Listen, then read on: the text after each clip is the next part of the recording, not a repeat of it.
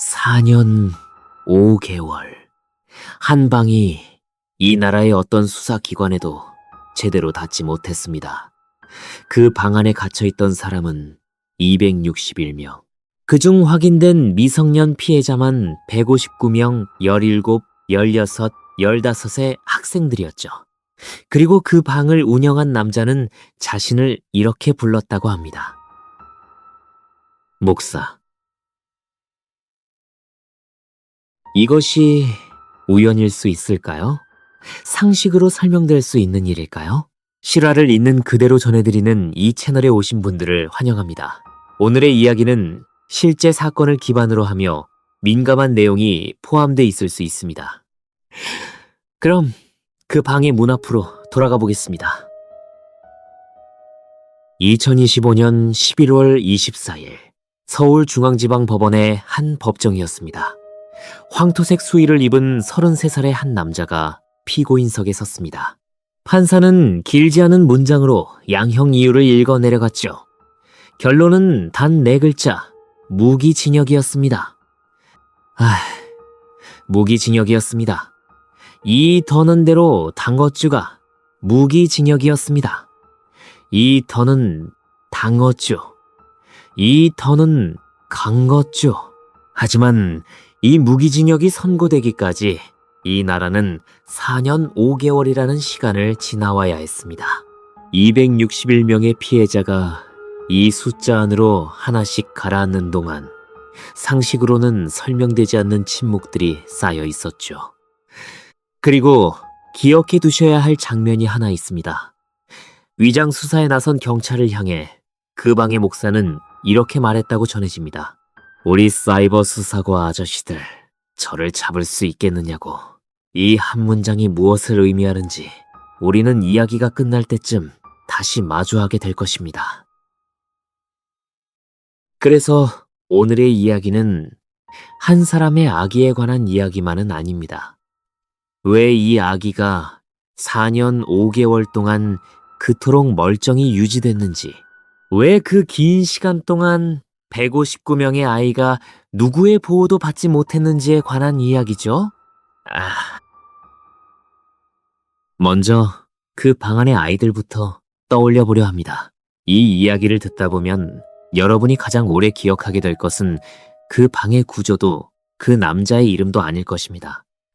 그 방 안에 있었던 평범한 물건들, 풀담한 수학 문제집, 포장도 뜯지 않은 필통, 그리고 다이어리에 적혀있던 몇 개의 도시 이름. 이 평범한 물건들이 이 사건의 진짜 무게이기 때문이죠. 261명. 이 숫자는 너무 커서 오히려 추상적으로 느껴질 수 있습니다. 그러나 이 숫자 하나하나는 방과 후 학원 가방을 메고 집에 오는 길의 아이들이었습니다. 기말고사를 앞두고 문제집을 펼쳐놓고 앉아있던 아이들이었죠. 우리가 지하철 안에서 앞자리에 앉아있던 그런 얼굴의 아이들이었습니다. 그중 한 아이의 책상 위에는 그날도 풀담한 수학 문제집이 펼쳐져 있었다고 합니다. 다음 주에 친구들과 생일 파티를 하기로 한 약속도 달력에 동그라미로 표시되어 있었죠. 그 평범한 계획이 이 아이의 마지막 평범한 계획이 되고 말았습니다. 그리고 같은 시간, 경기도의 한 집. 그 남자는 그해 봄부터 이미 자신의 방을 설계하고 있었습니다. 이름은 김노관, 1992년생. 범행 시작 당시의 나이는 28. 형사처벌을 받은 전력은 없었습니다. 그의 이웃 중 누구도 그가 나중에 이 나라를 흔들한 남자가 될 것이라고는 짐작조차 하지 못했다고 전해집니다. 이 평범함이 이 사건의 가장 무서운 배경이기도 했죠. 그리고 또 다른 아이의 방으로 잠시 돌아가 보겠습니다. 이 아이는 부모님 몰래 쓰던 작은 다이어리 안에 그해 겨울에 가보고 싶은 졸업여행지를 적어두었다고 합니다. 제주도, 부산, 그리고 언젠가 꼭 가보고 싶다고 적은 일본의 어느 도시까지. 이 평범한 목록이 그 아이가 가장 평범했던 마지막 계획이 됐습니다. 그런데 말입니다. 이 아이가 그 다이어리에 도시의 이름을 적어 내려가고 있던 바로 그 시간, 같은 봄, 그 남자는 자신을 목사라고 부르기 시작했습니다. 이 호칭은 결코 우연이 아닙니다. 경찰 프로파일러들은 이 이름 안에 담긴 의도를 이렇게 분석합니다. 절대적인 권위, 종교적인 복종, 이 이름 권위, 그리고 자기 자신을 일반적인 범죄자와 구별하고 싶어한 특이한 자기 인식. 평범한 이름을 버리고 자신이 지배하는 세계 안에서만 통용되는 새 이름을 만드는 것. 전문가들은 이러한 자기 호명을 반사회성 성향에서 반복적으로 관찰되는 패턴이라고 설명합니다. 한 사람이 자신을 부르는 이름이 바뀌는 순간 그 사람의 내면에서는 이미 다른 세계가 열리고 있었다는 뜻이죠. 그리고 세 번째 아이. 이 아이의 방에는 학원 선생님이 생일 선물로 주신 새 필통이 아직 포장도 뜯기지 않은 채 놓여 있었다고 전해집니다. 그 아이의 부모는 뒤늦게 이 사실을 알고 딸의 책상 위에 놓인 그 새 필통을 차마 치우지 못한 채 그 자리에 그대로 두었다고 합니다. 그것이 딸이 가장 평범했던 마지막 순간의 물건이었기 때문이죠. 한 피해자는 수사 과정에서 이렇게 진술했다고 전해집니다. 처음에는 단순한 대화였다고, 이상해진다는 것을 느꼈을 때는 이미 돌아갈 수 없었다고. 이 짧은 말이 이 사건의 본질을 말해주고 있죠. 평범한 스마트폰 하나, 평범한 SNS 계정 하나, 그 두 가지면 충분했다는 사실이 많은 부모의 가슴을 서늘하게 만들었습니다. 그리고 같은 시간 그 남자의 방에는 한 가지 특이한 특징이 있었다고 합니다. 경찰이 훗날 공개한 수사 기록에 따르면 그의 방은 지나치게 깔끔했다고 합니다. 생활의 흔적이 거의 남지 않을 정도로 한 경찰 관계자는 이렇게 말했다고 전해집니다. 그는 자신의 방을 그 방을 운영하듯 정돈해 놓고 있었다고. 현실의 방과 텔레그램의 방이 같은 원칙으로 관리되고 있었다는 뜻이죠. 여기까지 함께 들어주시고 계신다면 좋아요와 구독은 이런 실화를 조금 더 오래, 조금 더 조심스럽게 다룰 수 있는 큰 힘이 됩니다. 그럼 그해 봄이 어떻게 4년 5개월로 이어졌는지 이야기를 계속 이어가겠습니다. 하지만 그가 이 방을 설계한 그해 봄, 이 나라의 반대편에서는 또 다른 재판이 끝나가고 있었습니다. 2020년 N번방 사건이 드러나던 해였습니다. 조주빈이라는 이름의 한 사람이 그 이전까지 누구도 상상하지 못한 디지털 성범죄의 규모를 만들어내고 있었죠. 법이 바뀌었고 플랫폼의 의무가 강화됐고 처벌이 무거워졌습니다. 우리 사회는 이제는 이런 일이 반복되지 않을 것이라고 믿었습니다. 언론은 디지털 성범죄의 시대가 끝났다고 쓰기도 했고 정부는 관련 부처를 새로 만들겠다고 약속했죠. 그해 한국 사회의 분위기는 분명히 단호했습니다. 정범죄의 시대가 끝났다고 쓰기도 했고 하지만 같은 해 5월 박사방을 가장 꼼꼼히 연구한 사람은 경찰도 기자도 법학자도 아니었습니다. 바로 그 방의 다음 문을 열려던 한 남자, 김노관이었죠. 언론의 취재 기록과 판결문에 따르면 그는 조주빈의 수사 과정과 재판 기록을 반복해 살펴본 것으로 알려졌습니다. 어느 지점에서 수사망이 좁혀졌는지, 어느 단계에서 증거가 확보됐는지, 피해자가 신고에 나선 계기가 무엇이었는지, 그가 관심을 두었던 것은 범죄의 방식이 아니라 발각의 경로였다는 분석이 이어졌습니다. 한 사회의 가장 큰 상처가 한 사람에게는 어떻게 교본이 될 수 있는가? 상식으로는 이해하기 어려운 이 장면 앞에서 법학자들은 공개된 판결문과 수사 기록을 어디까지 공개해야 하는지에 관한 오랜 숙제를 다시 꺼내들었습니다. 그렇게 시작된 것이 이른바 목사방이었습니다. 그런데 이 방은 그저 한 사람이 운영하는 단순한 범죄 공간이 아니었죠. 목사, 집사, 전도사, 예비 전도사, 이 네 계급의 이름에서 보이듯 그는 종교 조직의 용어를 훔쳐다가 자신의 범행 도구로 썼습니다. 피라미드 구조였죠. 맨 위에 자신은 권력만 쥐었고 아래로 갈수록 조직원들은 의무를 줬습니다. 의무를 이행하지 않으면 자신이 가해자에서 피해자로 내려가야 하는 구조였습니다. 그런데 여기서 상식으로는 설명되지 않는 한 가지 사실이 있습니다. 조직원 중에는 15살의 중학생 1명과 고등학생 6명이 포함되어 있었다는 점입니다. 아이들이 피해자이기도 했고 어느 지점부터는 다른 아이들을 상대로 한 가해에 동원되기도 했습니다. 이것이 이 사건의 가장 악랄한 설계였죠.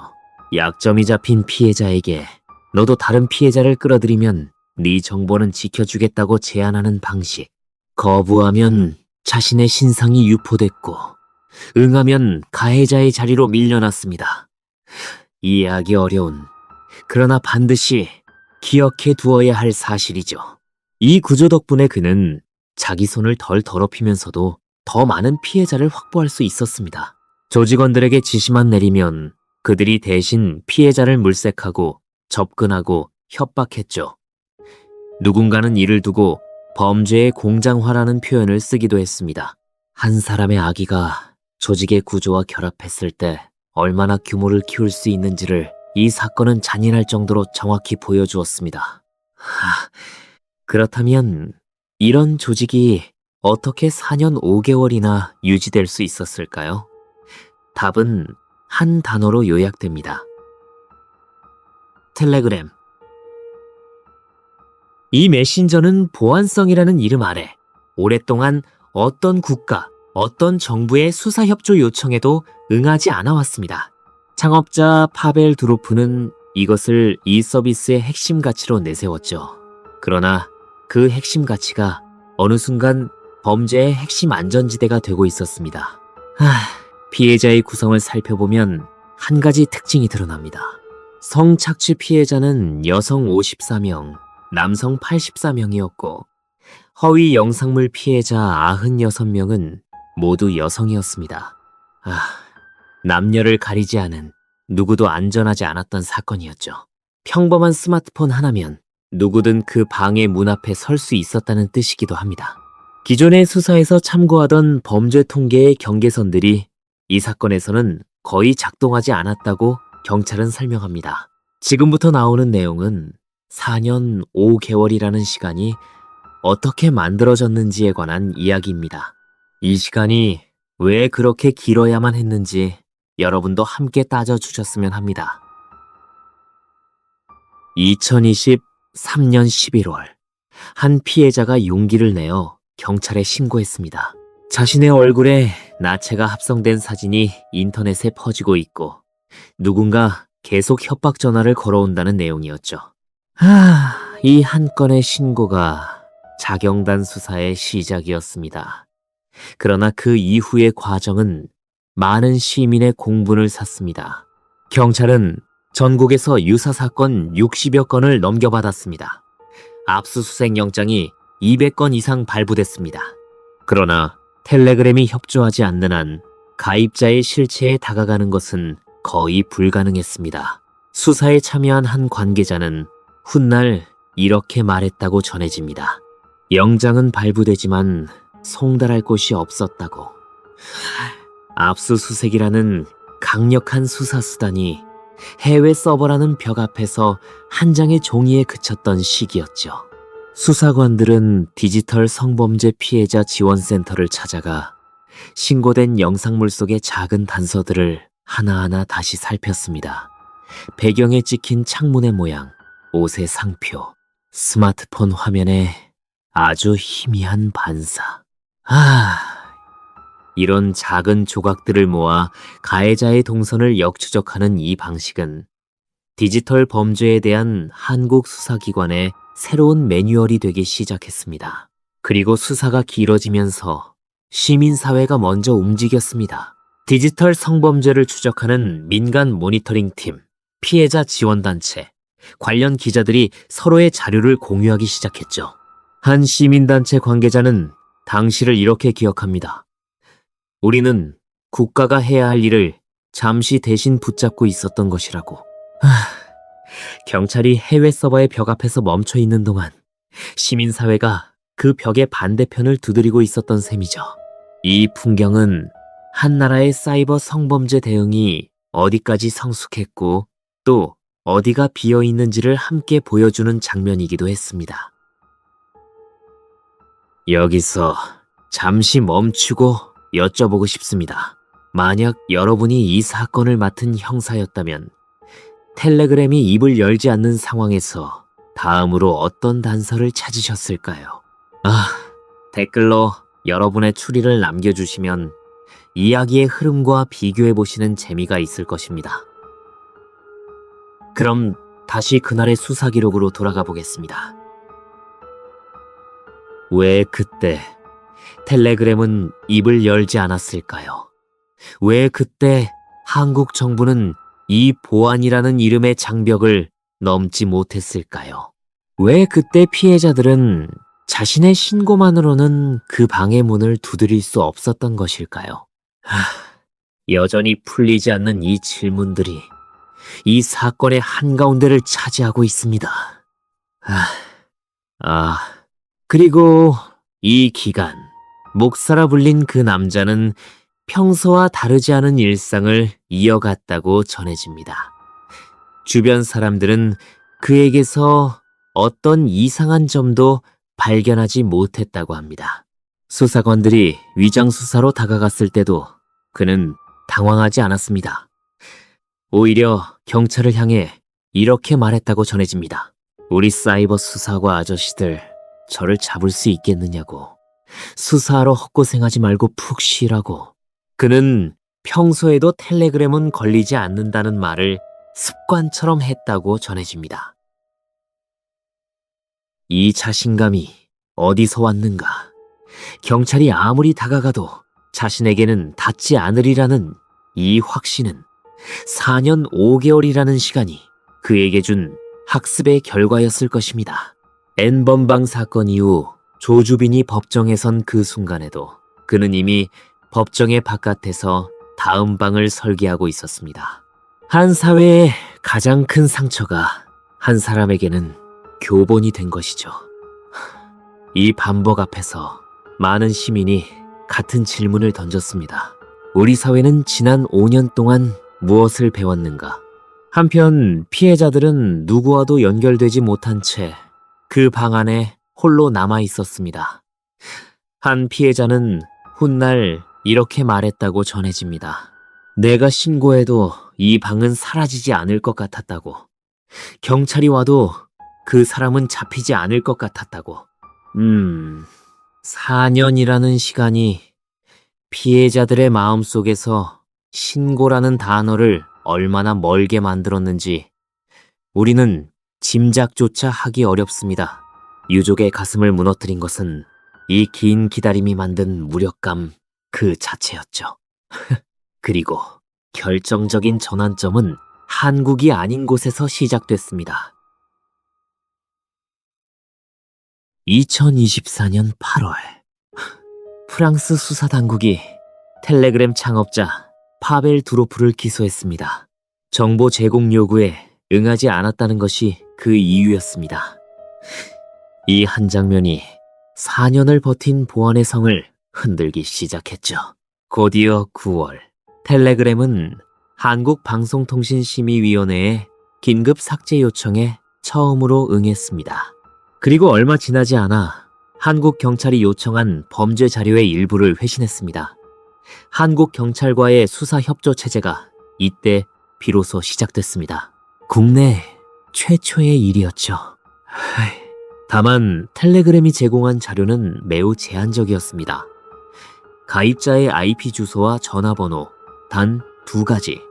물론 이 2가지조차도 수년 동안 주지 않던 자료였으니 그 자체로 큰 변화였습니다. 그러나 이것만으로 사건을 풀기에는 부족했죠. 경찰이 수년에 걸쳐 준비해둔 오프라인 수사와 합쳐졌을 때 비로소 이 4년 5개월의 방이 문을 열기 시작했습니다. 그리고 여기에 많은 시민이 지금까지도 답을 찾지 못한 질문이 하나 있습니다. 만약 텔레그램의 협조가 4년이 아니라 4개월 만에 이루어졌다면, 만약 프랑스 사법당국이 조금 더 일찍 움직였다면 이 261명 중 몇 명의 아이들은 아직 그 평범한 일상 속에 남아있을 수 있었을까요? 이 질문은 이미 과거가 됐지만 다음 사건을 막기 위해서라도 이 자리에 남겨두어야 합니다. 2025년 1월 경기도의 한 아파트에서 33살의 김노관이 검거됐습니다. 그런데 이 검거의 방식에 많은 사람들이 주목했습니다.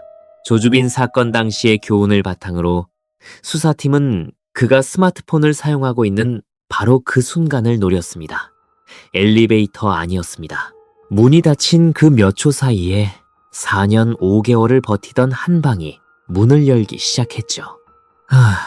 경찰이 그를 붙잡았을 때 그는 평소와 다르지 않은 모습이었다고 전해집니다. 그 평범함이 오히려 이 사건의 가장 특이한 장면이었죠. 4년 5개월, 261명의 피해자, 2,000건이 넘는 성착취물의 무게를 전혀 지고 있지 않은 듯한 표정. 상식으로는 이해하기 어려운 무감각이었습니다. 그리고 뒤늦게 알려진 한 가지 사실이 시민들 사이에서 다시 한번 화제가 됐습니다. 그는 검거 당시 부모님과 함께 살고 있던 평범한 중소기업 직장인이었다는 사실이었죠. 아침이면 출근했고 저녁이면 집으로 돌아왔습니다. 이웃 중 누구도 그가 이 사건의 목사라고는 상상하지 못했다고 합니다. 한 사람의 일상이 그 사람의 내면과 얼마나 다를 수 있는지를 이 사건은 그 무서운 거리를 보여주었죠. 검거 이후 이어진 압수수색 과정에서 한 가지 특이한 사실이 드러났습니다. 김노관은 피해자들로부터 약 360만 원 상당의 금품을 갈취한 것으로 조사됐습니다. 그런데 그는 현금이나 계좌 이체가 아니라 구글 상품권 코드와 같은 온라인 기프트 코드 형태로 이를 요구한 것으로 드러났습니다. 현금 흐름의 추적을 피하기 위한 전형적인 디지털 자금 세탁의 방식이죠. 작은 금액의 상품권 코드가 범죄의 수익을 옮기는 통로가 되고 있다는 사실은 이 사건이 우리에게 남긴 또 하나의 경고였습니다. 검거 이후 경찰의 프로파일링이 본격적으로 시작됐습니다. 이 부분은 매우 조심스럽게 들어주시기 바랍니다. 우리는 이 사람을 분석하지만 그를 특별한 존재로 만들어주려 하지 않기 때문이죠. 경찰이 공개한 프로파일링 결과에 따르면 김노관의 행동 패턴에는 반복적인 특징이 있었다고 합니다. 첫째, 권위에 대한 지나친 집착, 목사라는 호칭, 계급제, 조직원들에게 자신을 복종의 대상으로 설정한 것. 둘째, 공감 능력의 결여, 피해자에 대해 어떤 흔들림도 보이지 않은 점. 셋째, 반사회성 성향의 전형적인 특징인 들키지 않을 것이라는 확신에 기반한 반복적 충동성. 전문가들은 이런 패턴을 두고 평범한 사회 안에서 오랫동안 감춰져 있다가 익명의 공간을 만나 폭발적으로 드러난 유형이라 분석합니다. 한 범죄심리 전문가는 언론 인터뷰에서 이런 표현을 쓰기도 했습니다. 익명의 방은 그의 본래 성향을 만들어낸 것이 아니라 그 성향이 숨죽이고 있던 자리를 열어준 것이라고. 평범하게 보이던 한 사람의 일상 아래 이런 층이 얼마나 오래 잠복해 있었는가. 그것이 우리가 지금 두려워해야 할 질문이라고 전문가들은 말합니다. 그러나 여기서 하나 분명히 해야 할 것이 있습니다. 이 분석은 그의 범행을 설명해 주려는 분석이 아닙니다. 이 분석은 다음 사람을 더 빨리 붙잡기 위한 분석이죠. 피해자에게 돌아갈 위로가 되지는 못합니다. 어, 그렇다면 범행 이후 그의 행동은 어떠했을까요? 이 부분이 또 한 번 많은 시민의 공분을 샀습니다. 4년 5개월 동안 그는 평소와 다르지 않은 일상을 이어갔습니다. 이웃과 마주치면 인사를 건넸고 편의점을 드나들었고 평범한 사람처럼 거리를 걸었습니다. 그리고 앞서 말씀드렸던 그 한 문장, 우리 사이버 수사과 아저씨들, 저를 잡을 수 있겠느냐? 이 말의 정체가 바로 이것이었죠. 이 장면이 보여주는 것은 평범한 사람으로서는 상상하기 어려운 종류의 무감각이었습니다. 이해하기 어려운 결정이었다는 말 외에 이 장면을 설명할 언어를 찾기 어렵습니다. 그리고 서울중앙지법에 결심 공판이 열렸습니다. 검찰은 2025년 9월 8일 무기징역을 구형했습니다. 전자장치 부착 30년, 보호관찰 5년, 아동 청소년, 장애인 관련 기관 취업 제한 10년. 이것이 검찰이 제시한 숫자였죠. 이날 법정에서 김노관은 황토색 수의 차림으로 조용히 앉아 있었다고 전해집니다. 그는 피해자들에게 사과의 뜻을 전한다고 말하면서도 법리적으로는 유죄와 무죄를 다툴 부분이 있다는 입장을 유지했다고 합니다. 이 두 문장 사이의 간격이 유족의 가슴을 무너뜨렸습니다. 사과라는 단어와 법리적 다툼이라는 단어가 한 문장 안에 함께 놓일 수 있다는 사실 자체가 피해자 가족에게는 두 번째 상처였죠. 그리고 두 달 뒤 2015년 11월 24일 서울중앙지법 형사합의 26부는 김노관에게 무기징역을 선고했습니다. 30년간의 전자장치 부착, 10년간의 취업 제한, 10년간의 신상정보 고지까지 함께 명령됐습니다. 무기징역. 이 네 글자가 법정에서 울려 퍼진 순간 방청석의 공기가 한순간 멈췄다고 합니다.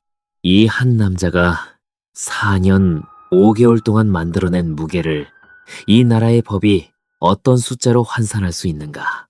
그 답이 바로 이 네 글자였죠. 재판부는 이렇게 말했습니다.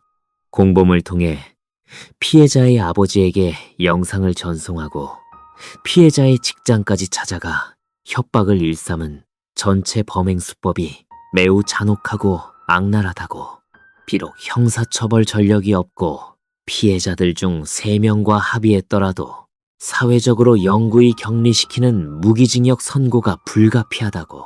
그러나 이 판결 안에는 많은 시민이 뒤늦게서야 주목한 한 문장이 함께 숨어 있었습니다. 범죄단체 조직 혐의에 대해서는 무죄가 선고된 것이죠. 재판부의 논리는 이러했습니다.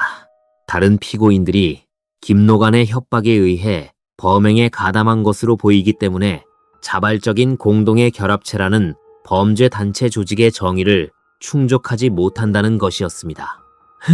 이 부분이 많은 시민의 공분을 샀습니다. 협박에 몰려 가담한 조직원이 있다는 사실이 오히려 이 조직의 악랄함을 보여주는 지점인데, 그것이 범죄단체 조직 혐의의 무죄 사유가 된다면 앞으로의 유사범죄는 어떻게 처벌되어야 하는가? 도저히 받아들일 수 없는 이 모순 앞에서 법학자들과 여성계는 즉각 이 부분을 문제 삼았습니다. 검찰도 이 부분에 대해 항소 의사를 밝혔죠. 김노관 본인도 형이 무겁다며 항소했습니다. 이 사건은 아직 끝나지 않았습니다. 공범들에 대한 형량도 많은 시민의 공분을 샀습니다.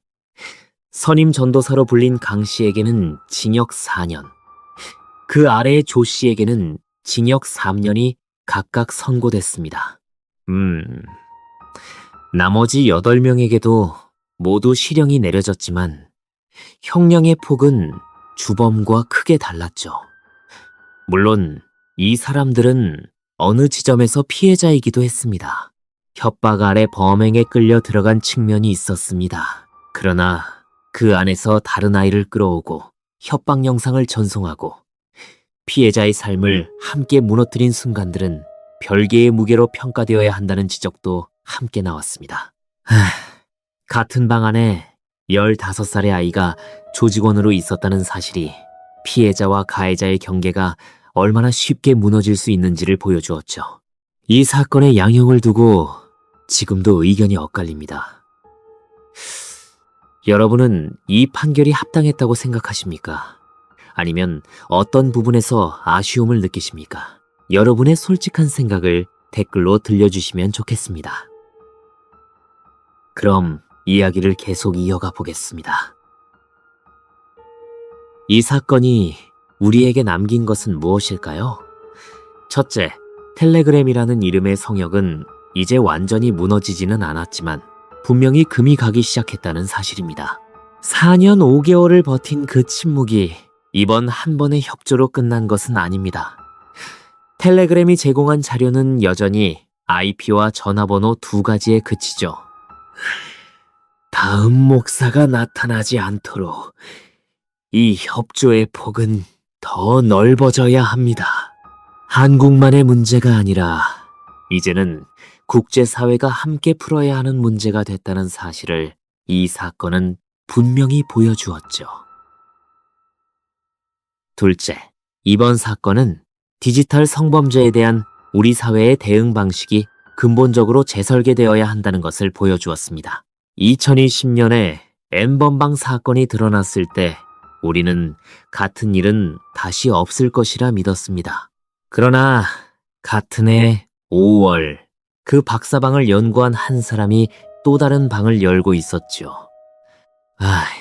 우리의 법이, 우리의 제도가 이 반복을 막지 못했습니다.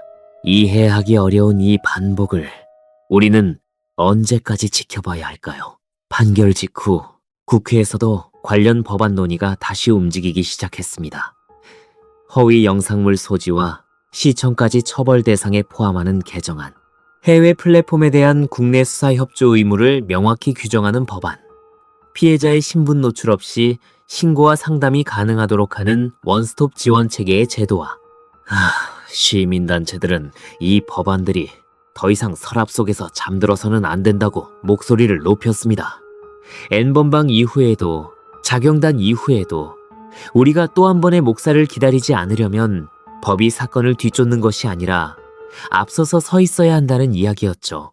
상식으로는 당연해 보이는 이 말이 어째서 이 사회에서는 늘 사건 이후에야 반복되어 왔는지, 이 제도가 반드시 바뀌어야 한다는 목소리가 지금 이 시간에도 쌓이고 있습니다. 여기에 한 가지 더 잊어서는 안 될 지점이 있습니다. 이번 사건에서 경찰의 수사가 결국 문을 연 것은 법의 힘만이 아니라 해외 사법 당국과의 공조, 그리고 시민사회의 끈질긴 감시가 함께 작동한 결과였다는 사실이죠. 한 나라의 법이 해외 서버 앞에서 멈춰있는 시간을 시민들이 대신 붙잡고 있어야 한다면 그것은 법이 아직 제 역할을 다하지 못하고 있다는 뜻이기도 합니다. 이 균형은 언젠가는 법적으로 되돌아와야 하겠죠. 그날이 이 사건의 다음 교훈이 되어야 한다고 많은 전문가들이 말하고 있습니다. 셋째, 피해자 지원 체계의 문제입니다. 261명의 피해자 가운데 159명이 미성년자였습니다. 한 명의 목사는 법정 안에 있지만 159명의 아이들은 지금 이 순간에도 법정 바깥에서 자기 자신과 싸우고 있습니다. 이 아이들이 학교로, 교실로, 친구들의 곁으로 다시 돌아가는 길이 법정의 선고보다 훨씬 더 길고 어려운 길이라는 사실을 우리는 잊지 않아야 하겠죠. 판결이 있던 날 서울중앙지법 앞에는 피해자 가족 몇몇이 조용히 서 있었다고 합니다. 이름도 얼굴도 공개하지 않았지만 한 어머니가 남긴 짧은 한 문장이 많은 이의 가슴에 남았습니다. 우리는 딸이 그 시간으로 돌아가기를 바라는 것이 아니라 이런 일이 다시는 누구에게도 일어나지 않기를 바랄 뿐이라고. 이 한 문장이 이 재판의 진짜 양형 기준이 되어야 한다고 많은 시민이 지금 이 시간에도 말하고 있습니다. 그리고 우리가 아직 답을 찾지 못한 질문이 하나 남아 있습니다. 4년 5개월이라는 시간 동안 그 방 바깥에는 누가 더 알고 있었을까요? 조직원으로 검거된 14명 외에 이 방을 스쳐 지나갔지만 신고하지 않은 사람은 없었을까요? 이 질문은 이 판결이 끝난 뒤에도 여전히 우리 곁에 남아 있습니다. 이 잔자. 이 이야기를 들으시면서 혹시 여러분이 살고 계신 동네나 주변에서 들어본 비슷한 사건이 떠오르시지는 않으셨습니까? 만약 여러분이 직접 목격하셨거나 알고 계신 또 다른 실화가 있으시다면 댓글창에 조용히 남겨주십시오. 소중한 제보는 저희가 직접 찾아보고 분석해 다음 이야기로 정중하게 전해드리도록 하겠습니다. 이제 마지막으로 한 번 더 그 방 안의 아이들을 떠올려 보려 합니다. 처음에 이야기했던 그 수학 문제집, 그 생일 파티 약속, 다이어리에 적혀있던 제주도와 부산과 일본의 이름, 그리고 포장도 뜯지 못한 채 책상 위에 남겨진 그 새 필통까지. 이 평범한 계획들을 품고 있었던 아이들이 이제는 각자의 속도로 자기 자신을 되찾고 있습니다. 어떤 피해자는 몇 년이 지난 지금도 바깥 세상과 거리를 유지합니다. 어떤 피해자는 용기를 내어 수사에 협력했고 법정에서 증언했습니다. 그 한 사람 한 사람의 걸음이 다음 피해자를 막는 벽이 되어줄 것입니다. 이 사건은 4년 5개월 동안 우리 사회가 잃어버렸던 시간에 관한 이야기입니다. 그리고 동시에 그 시간을 돌려받기 위해 목소리를 낸 용기의 이야기이기도 하죠. 목사라는 이름을 끝내 벗겨낸 것은 한 사람의 신고로 시작된 작은 용기였습니다. 그 한 사람의 용기가 없었다면 이 사건은 지금도 그 방 안에 갇혀 있었을지도 모르죠. 그리고 이 용기 옆에는 그 뒤를 따라간 수많은 사람들이 있었습니다. 피해자의 진술을 조심스럽게 받아준 여성 경찰관, 긴 시간 동안 조용히 영상을 돌려본 수사관들, 피해자의 회복을 지원한 상담사들, 법정에서, 가정에서, 학교에서 이 이야기를 함부로 소비하지 않기 위해 조심스럽게 말을 고른 평범한 시민들, 상식이 무너진 시간 속에서도 상식을 지키려 한 사람들이 있었다는 사실. 이 사건이 남긴 마지막 기록은 바로 그 사람들의 이름 없는 조용한 걸음일지도 모릅니다. 오늘 이 이야기를 끝까지 함께 들어주신 여러분 역시 그 걸음 위에 한 사람의 자리를 더한 셈입니다. 기억된다는 것은 이 사건을 이미 한 번 더 막는 일이기도 하니까요. 그 방 안의 아이들이, 그리고 이 나라가 다시는 같은 4년 5개월을 반복하지 않기를 바라는 마음으로 오늘의 이야기를 여기서 닫겠습니다. 오늘 이야기가 여러분의 마음에 조금이라도 남았다면 좋아요와 구독, 그리고 알림 설정으로 함께 해주십시오. 다음 이야기에서 다시 찾아뵙겠습니다. 다음 이야기도 소름 끼치는 실화입니다. 준비되셨다면 계속 들어주십시오.